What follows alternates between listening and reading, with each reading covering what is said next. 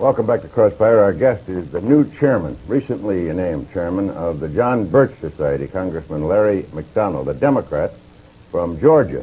Mr. McDonald, your predecessor believed that the PTA was too left-wing and that the John Birch Society at one time tried to infiltrate it, or so he said. He used the word infiltrate. Is that part of your program now? Well, I think when the PTA comes out in this program for the test ban treaty, and when the PTA comes out for gun control, and comes out for obviously national legislative programs that have been linked with liberaldom, having nothing to do with education of our children, I think many people are wondering what in the world is the PTA doing, and that includes members of the John Birch Society. Well, I wonder about you. I wonder about you. I looked you up. You're the biggest joiner that I've ever seen in the world. You belong, as I counted them, to 67 organizations, among which are the National Rifle Association, the American Pistol and Revolver Association, the Committee for the Right to Keep and Bear Arms, the Second Amendment Foundation, and the Citizens Committee for the Right to Keep and Bear Arms. Well, Tom, I think there's a real drive in this country to try to destroy the realization of our citizens that they have a fundamental constitutional right to keep and bear arms as the Constitution allows. And unfortunately, there are those in our society, including elements of the PTA nationally, not always locally by any stretch, but nationally, who would believe that the federal government should restrict the right of citizens to keep and bear arms. Can I get back to What kind of grades do you give Ronald Reagan as president? And what kind of grades does the John Birch Society give him? Well, I would say in his speeches, Pat, you'd have to give him close to an A, B plus to an A, but in his performance, what's most disappointing?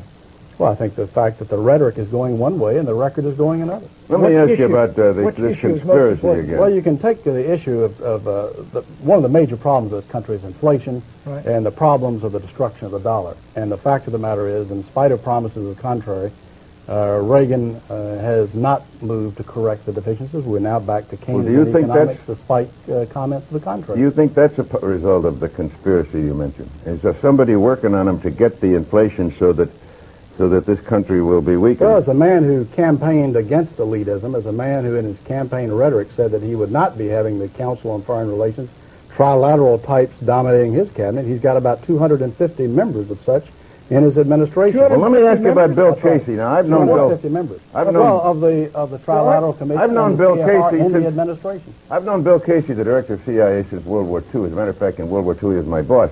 Now, your public relations director, the John Birch Society, says that Bill Casey is a part of this conspiracy that's trying to bring about world government. Before he became CIA, one of his big jobs was aiding in the transfer of technology and goods and so forth to the Soviet Union, helping the Kama River Project, the Export-Import Bank, helping to finance these things. Is the Export-Import Bank part of the conspiracy? I think the whole drive, the fact that the American people have been tapped steadily, especially since World War II, to finance their enemies and to have the massive technology transfer to those who were doing it. You know that from the Braden Doctrine in the agency, which you're very familiar with, and the feeling that we must somehow subsidize the, quote, non-communist left. That's among our so-called allies. Braden was and in country after country, that turned out to be the communists, the crypto-communists masquerading as the non-communist left. That's Mr. Mitterrand, who has taken the strongest position against the Russians of any Western European Well, leader. he was about to lose everything at the polls, and he had to show some sign. It's very difficult to say exactly how far that will Congressman McDonald, he's been using the term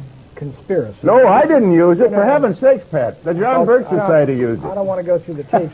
Well, it is. Don't blame it on me. He used it. You've used it 45 times. That's right. They say this is a conspiracy. I want to know what the conspiracy is. I'm trying to find out who's in it and what agencies of government in it, because I want to fight it along with you. You look like... Great, Tom. Let me tell you, Tom.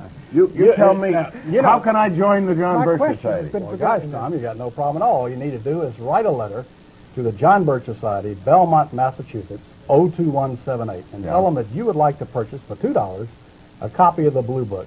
Tom, you read it, and I think if you're a dedicated American, you will agree with every word. Then you get in touch with me, and we may even sign you up. Yeah, but it says here in one of your publications, not just anyone can be a Bircher. Now, how can I be a Bircher? Anyone.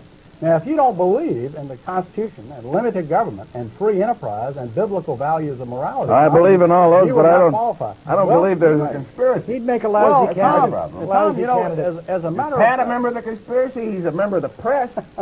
Let me ask you, now Mr. Braden's used for the 47th time the term conspiracy. Now let me ask you seriously, when you use people like Casey, who's on the Council on Foreign Relations, David Rockefeller's Trilateral Commission, what do you mean, or do you mean, is that your term, the term conspiracy? Well, there are many different levels of the problem. But yes, the term has been used, the term of conspiracy. When you have a group of people... they're actively collaborating, and at the other end of that point of collaboration are communists, and on this end of the point of collaboration is Bill Casey and trilateralists and CFR Al Haig. You have people who are part of the elitist structure of this country that have dominated this country openly for 40 years. I know, but they're not... Is that a conspiracy? Now, wait a minute.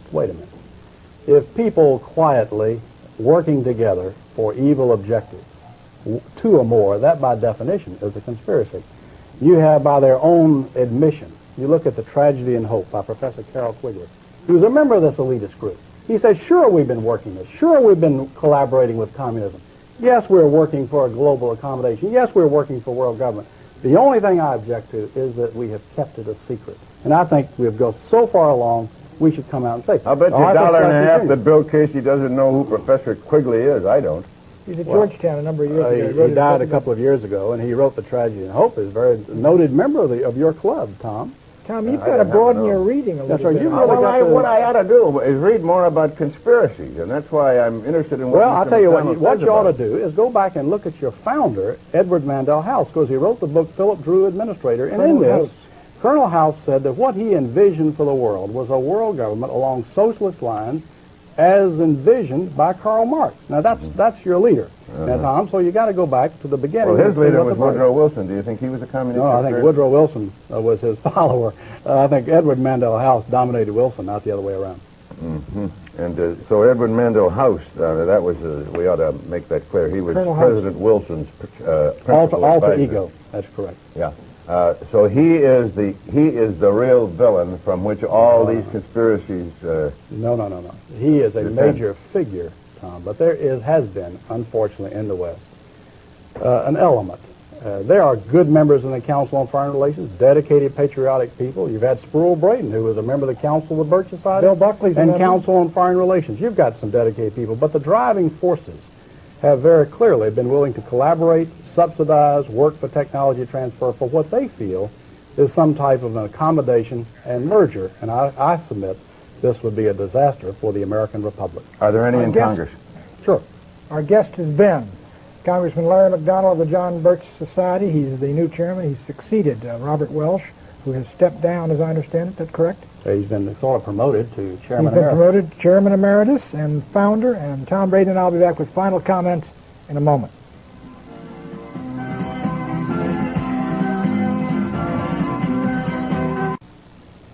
Pat, I just want to tell you, I think some of the people who served in the Nixon White House are good, clean, upstanding, patriotic Americans. And some of them, on the other hand, are suspect. And I'm just going to have Larry McDonald, the head of the Birch Society, take a look at some of those people, and I wonder if he might find you.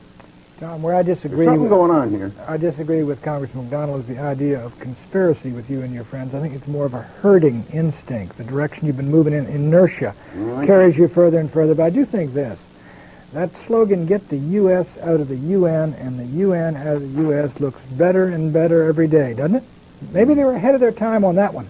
No, Pat, I think we got to have communications with the world, and the UN makes me mad too, but I don't think it's a part of the great conspiracy which extends from Bill Casey and Al Haig all the way to communism. Well, I think that Larry McDonald's a patriot. I think he's wrong about the conspiracy, but he's probably less wrong about what he says about this country than the guy I'm talking to. Yeah, I think... Well, there you have it, America. Something really thought-provoking to chew on. I'd like to send out special thanks to Vote Your Conscience, who first turned me onto this video.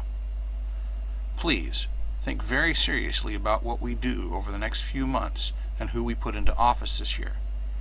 Our futures may depend on it. Thanks for listening, and thanks for watching.